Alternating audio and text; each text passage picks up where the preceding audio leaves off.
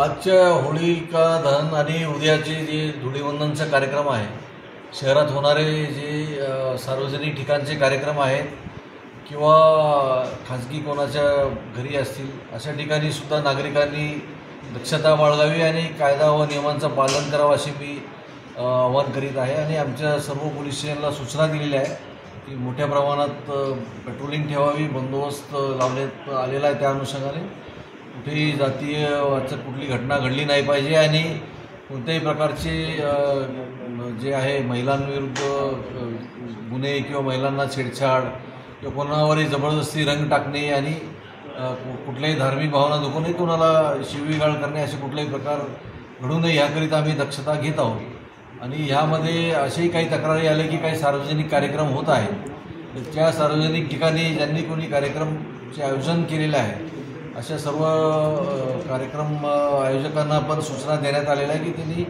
कुठलेही विनापरवानगी sound system लावू नये आणि जर कोणी त्याच्यामध्ये काही चार्ज करत असेल किंवा तिकीट लावत असेल तर त्यांनी योग्य परवानगी घ्यावी आणि योग्य ते विभागाची परवानगी घ्यावी, अन्यथा त्यांच्यावर सुद्धा कायदेशीर कारवाई करण्यात येईल। वाहतुकीत काही बदल केले असल्याचं काय? वाहतूक शाखातर्फे सुद्धा याबद्दल दक्षता घेण्यात येत आहे। जे मोठे उड्डाणपूल आहे जिथे रॅश ड्रायव्हिंग करण्याची शक्यता आहे आणि ॲक्सिडेंट होण्याची शक्यता आहे, असे उड्डाणपूल काही कालावधीसाठी बंद ठेवण्यात येईल। आणि ड्रिंक अँड ड्राईव्ह जे आहेत, दारू पिऊन वाहन चालवणारे किंवा विनापरवाना वाहन चालवणारे, ट्रिपल सीट वाहन चालवणारे किंवा अल्पवयीन मुलांना वाहन जे देतात अशा वाहन चालकांना आणि त्यांच्या पालकांविरुद्ध सुद्धा कारवाई करणार आहोत। तर त्याच्यामुळे सर्वांनी वाहतुकीचे सुद्धा नियम पाळावे आणि याबद्दल दक्ष राहावे असे मी आवाहन करतो। सर्व अमरावती शहरातील